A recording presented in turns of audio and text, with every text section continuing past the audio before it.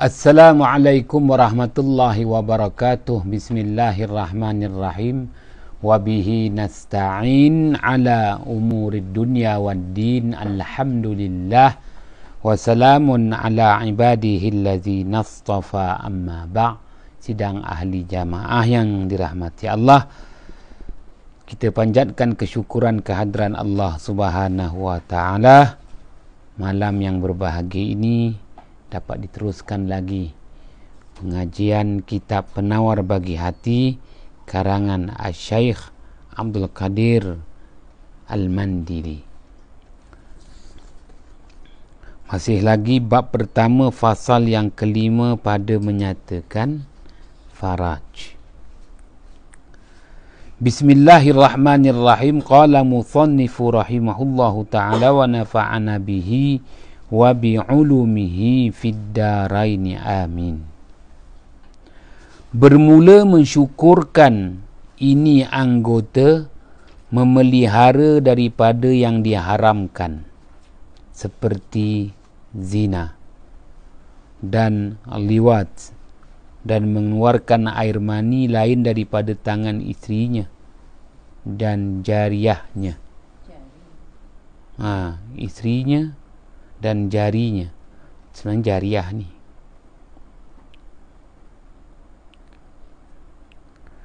Dua tangan isterinya dan jarinya. Dan memeliharanya daripada yang syubhah seperti jima pada nikah yang batal. Jika taklid ia akan yang berkata dengan sah nikah itu. Dan jika tiada, nescaya adalah ia haram, bukan syubhah. Telah berfirman Allah Ta'ala pada ketika memuji akan orang yang beriman yang mendapat kemenangan. Ayat yang kelima surah Al-Mu'minun. Walladzina hum li furujihim hafizun. Artinya, dan sekalian yang memelihara mereka itu akan segala faraj mereka itu, kecuali atas sekalian isteri dan sahaya mereka itu yang perempuan, maka bahawasanya mereka itu tiada dicela. Dan diketahui olehmu bahawasanya tiada sempurna memelihara faraj itu melainkan dengan memelihara mata daripada melihat perempuan yang haram dilihat, dan memelihara hati daripada memikirkan rupa yang elok, dan memelihara perut daripada memakan yang syubhah, dan daripada bersangatan kenyang. Kerana yang demikian itu menyeru kepada zina, yang adalah ia sebesar-besar segala dosa besar dengan ijma' ulama'. Kemudian maknanya setelah daripada kufur dan membunuh orang. Asy-Syaikh Abdul Qadir Al-Mandili jelaskan kepada kita tuntutan mensyukuri, menghargai nikmat kemaluan yang Allah Subhanahu wa ta'ala berikan kepada umat manusia. Ya, maka larangan daripada menyalahgunakan kenikmatan yang diberikan. Larangan apabila kita salah guna, yakni tidak menghargai nikmat kemaluan yang diberikan. Maka tuntutan yang pertama, memahami tentang di mana meletakkan kemaluan itu. Kerana apabila salah diletakkan kemaluan itu adalah satu kezaliman. Wad'u syai'in fi ghairi mahalli, meletakkan sesuatu bukan pada tempatnya, maka itu adalah satu kezaliman. Wad'u syai'in fi mahallihi, meletakkan sesuatu pada tempatnya, itu adalah adil. Maka mensyukuri nikmat kemaluan itu maknanya berlaku adil terhadap kemaluan, meletakkan kemaluan itu pada tempatnya yang dibenarkan oleh syarak. Baik, itu jelas. Dan Allah Subhanahu wa ta'ala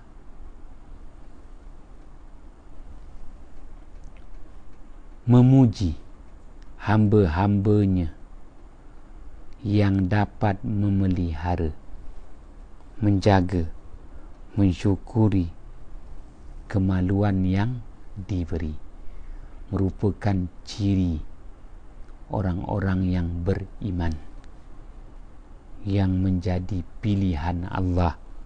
Wallazina hum li furujihim hafizun. Baik,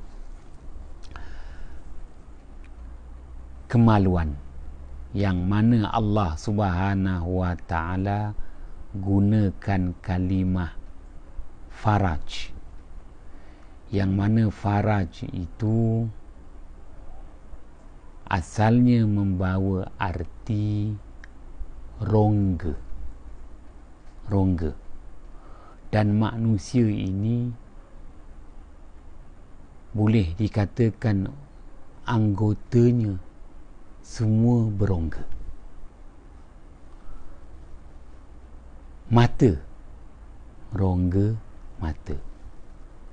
Telinga, rongga telinga. Mulut, rongga mulut. Kerana rongga itu berlubang, disitulah mengalirnya sesuatu. Ya, kalau sebut rongga mata, lubang mata, mengalirnya air mata. Rongga hidung, lubang hidung, maka yang mengalir itu adalah hingus. Contohnya. Begitu juga rongga mulut, lubang mulut. Ya, kalau yang mengalir keluar itu, ya, air liurnya. Baik, maka kita faham rongga, lubang. Imam Al-Ghazali rahmatullah alaih wafat pada tahun 505 Hijrah menyatakan untuk lubang dan rongga anggota manusia ini Allah Ta'ala sediakan kelopaknya. Ya, Allah Ta'ala sediakan pintunya. Dua mata, dua lubang mata, dua rongga mata, ada dua kelopak mata. Ya, begitu juga lubang telinga, dua lubang telinga, ada di situ dua copeng telinga. Nak nyatakan di situ setiap rongga ada kelopak, ada pintu yang mengawal selia. Ya, begitu juga kemaluan. Ianya adalah rongga lubang yang ada di situ apa yang disebut kelopaknya, ada di situ pintunya. Apatah lagi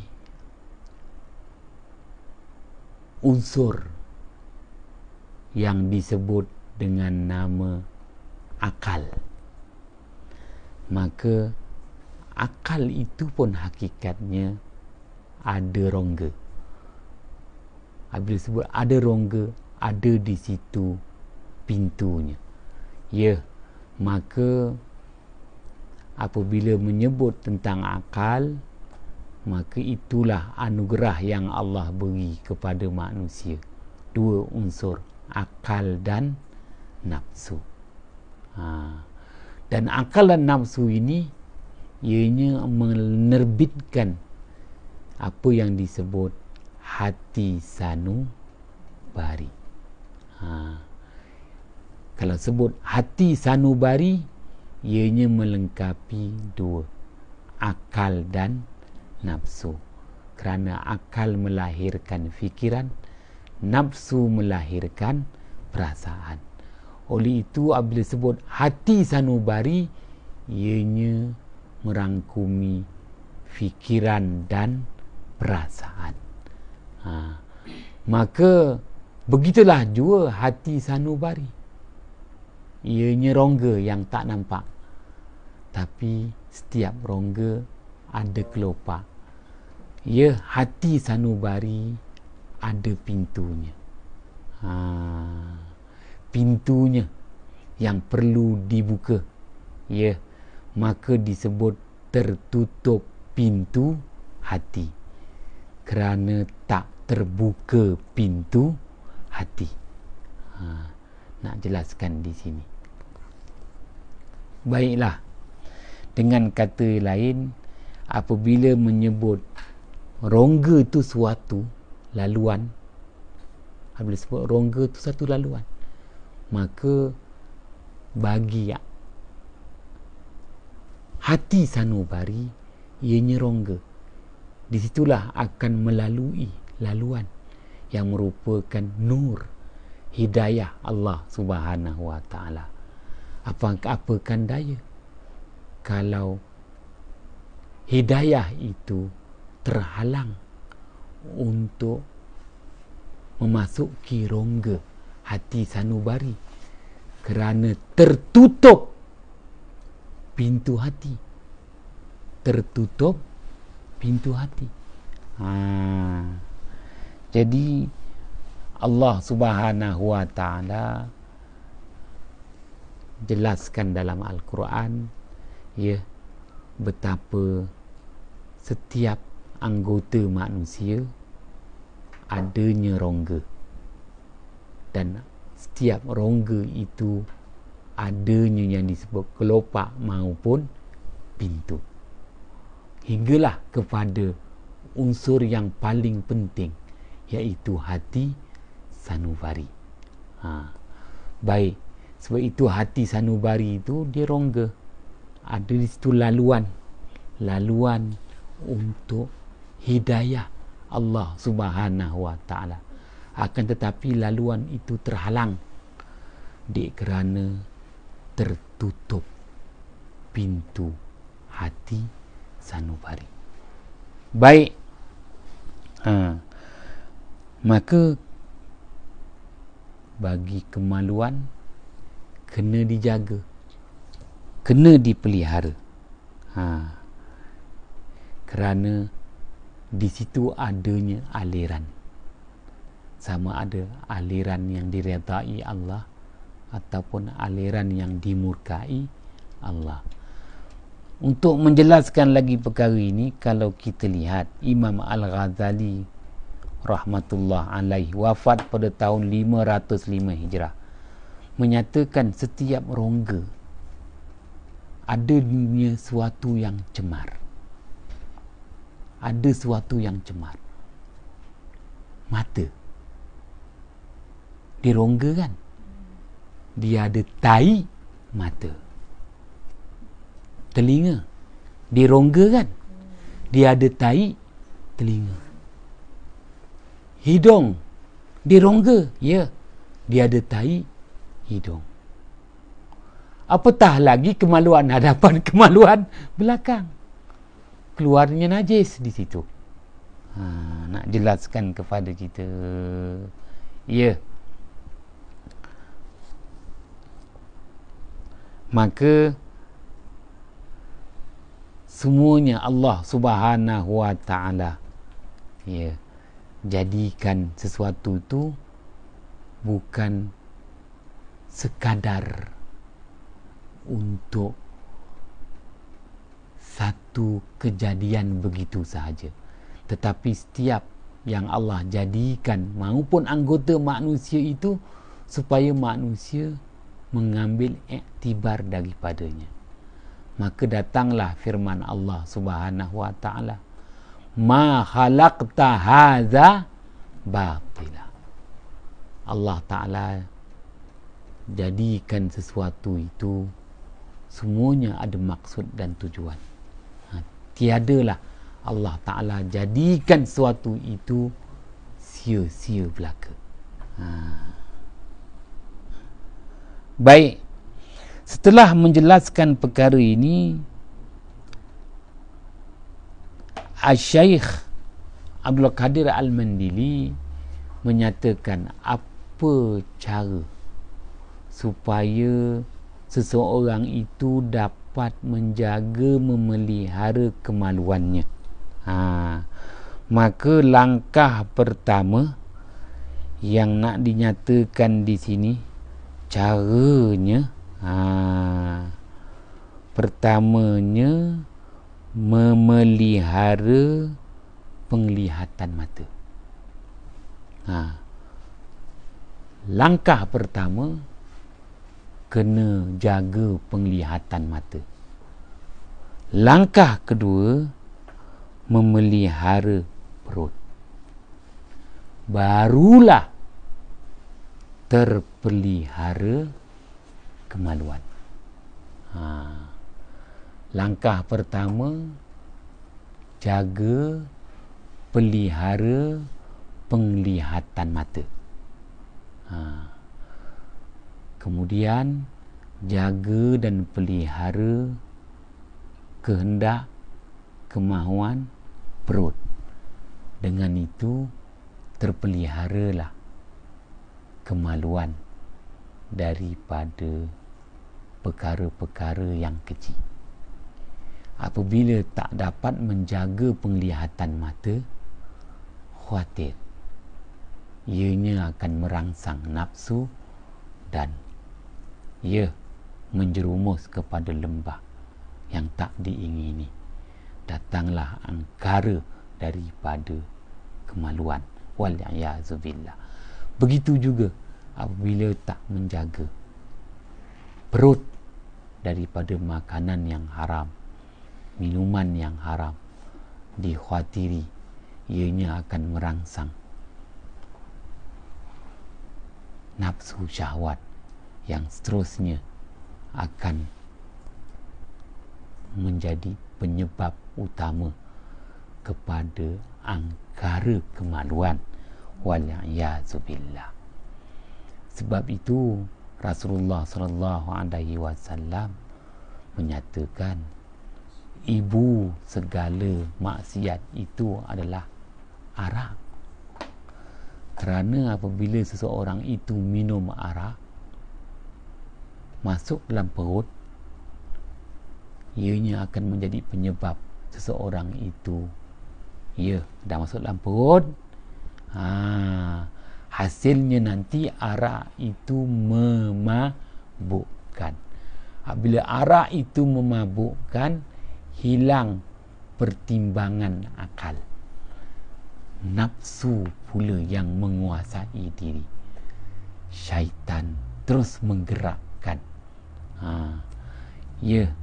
Lazimnya perzinahan itu berpunca daripada inilah dia, tak dapat memelihara mata dan tak dapat memelihara perut daripada makan minum yang haram.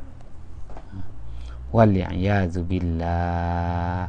Maka sebab itu baginda Muhammad sallallahu alaihi wasallam bersabda, hadis riwayat Imam Al-Baihaqi, man waqa syarra liqliqihi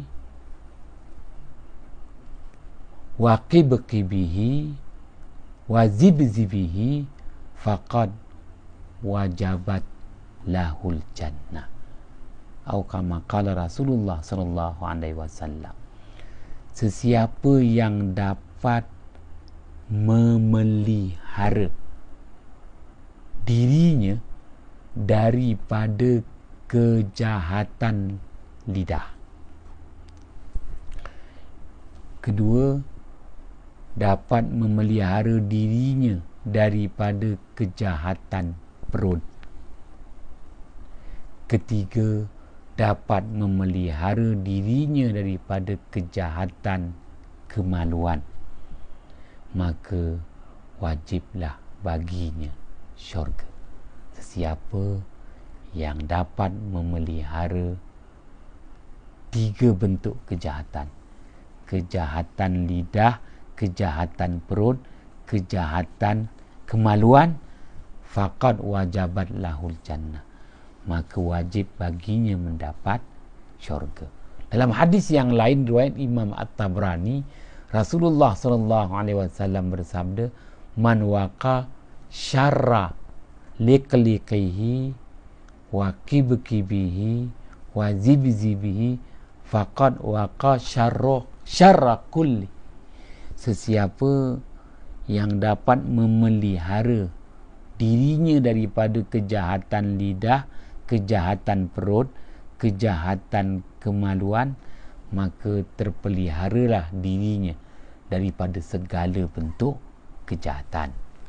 Baik, apabila kita faham hadis riwayat Imam At-Tabrani dan hadis riwayat Imam Al-Baihaqi ini, Rasulullah SAW menyatakan kepada kita 3 kejahatan: kejahatan lidah, kejahatan perut, kejahatan kemaluan.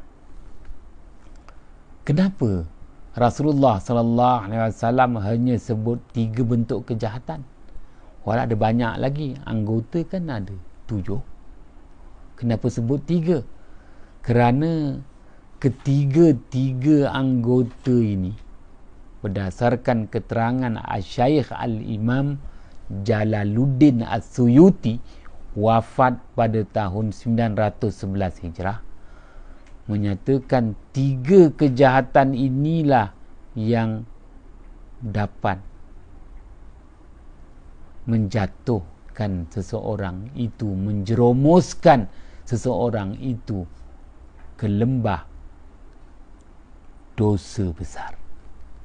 Ijtanibus sab'al mubiqat, jauhkanlah diri kamu daripada 7 yang membinasakan, iaitu 7 dosa besar.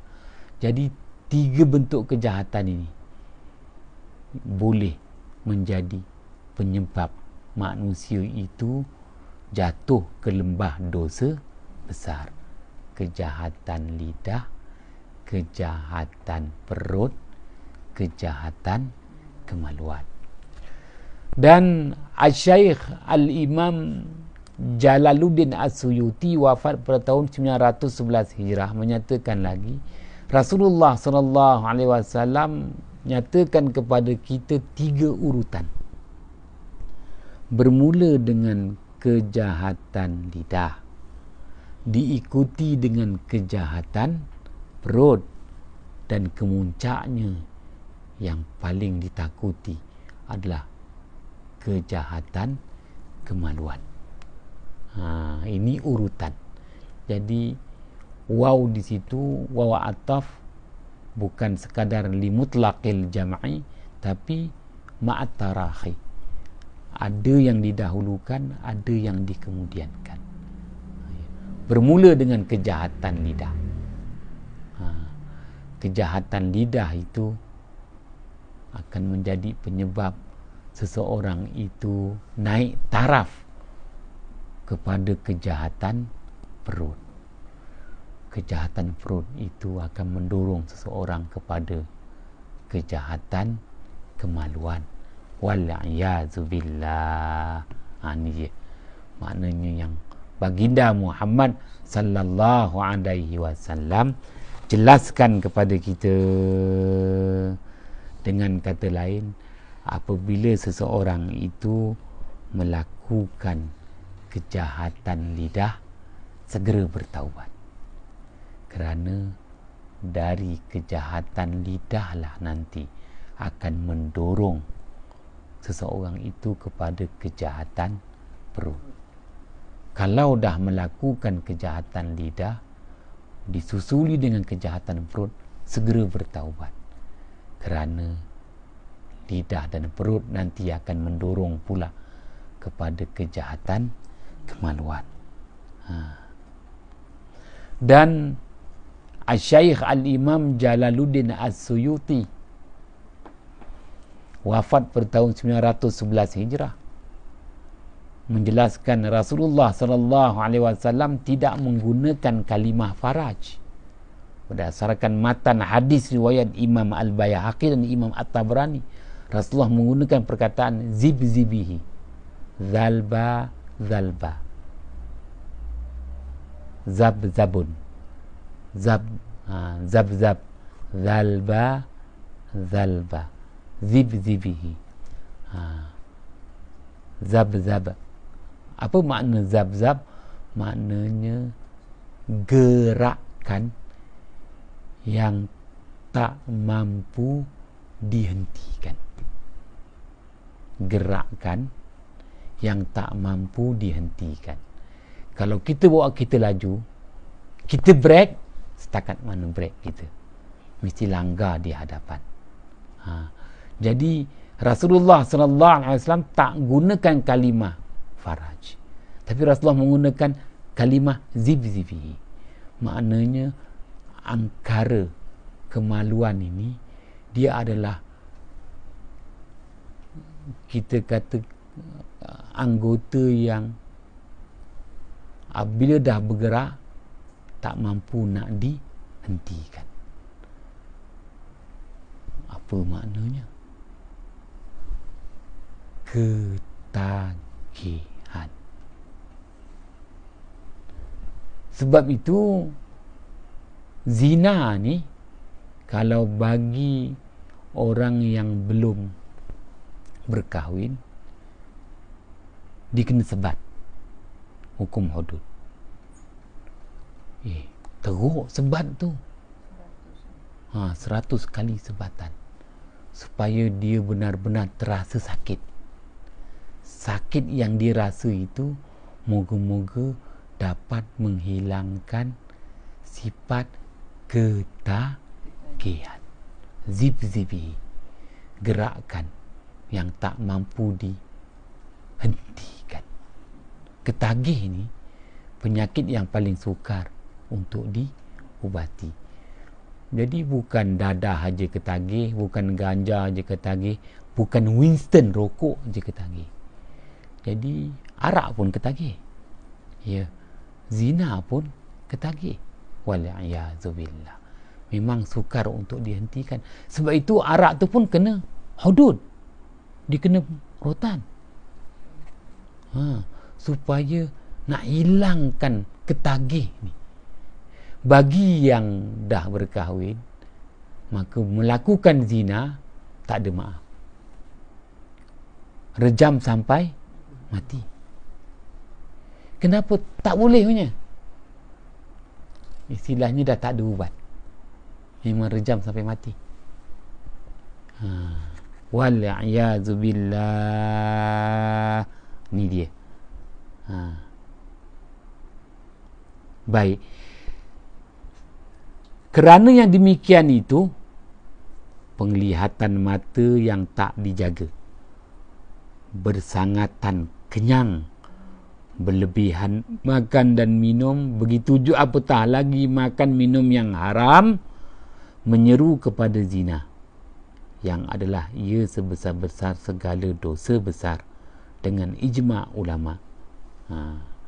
Kemudian setelah daripada jatuh hukum kafir dan membunuh orang, telah berfirman Allah Subhanahu wa taala ayat 68 hingga ayat 70 surah Al-Furqan, ba'da a'udzu billahi minasyaitonir rajim, walladzina la yad'una ma'allahi ilahan akhar wa la yaqtuluna an-nafsa allati harramallahu illa bil haqq wa la yaznun wa man yaf'al dzalika yalqa athama yudha'af lahul 'adzab yaumal qiyamah wa yakhlud fihi muhana illa man taba wa aman.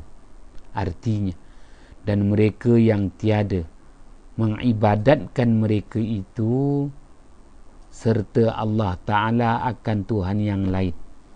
Maknanya mereka tidak menyembah selain Allah, dan tiada membunuh mereka itu akan nyawa yang mengharamkan Allah Ta'ala akan membunuhnya, melainkan dengan sebenar-benar. Dan tiada berzina mereka itu, dan barang siapa mengerjakan akan yang demikian itu, nescaya berjumpa ia akan seksa, yakni atau akan telaga di dalam api neraka Jahannam, digandakan baginya akan seksa pada hari kiamat, dan berkekalanlah ia padanya, dihinakan dia, melainkan mereka yang benar-benar taubat. Dan firman-Nya Allah Subhanahu wa taala, wallahu a'lam bissawab. Bismillahirrahmanirrahim. Fafahamnaha Sulaiman wa kullan ataina hukman wa ilma wa sakharna ma'a Daud al-jibala yusabbihna wa tayra wa kunna fa'ilin. Ya hayyu ya qayyum ya rabba Musa wa Harun wa ya rabba Muhammadin sallallahu alaihi wasallam alaihim ajma'in. Assalamualaikum warahmatullahi wabarakatuh.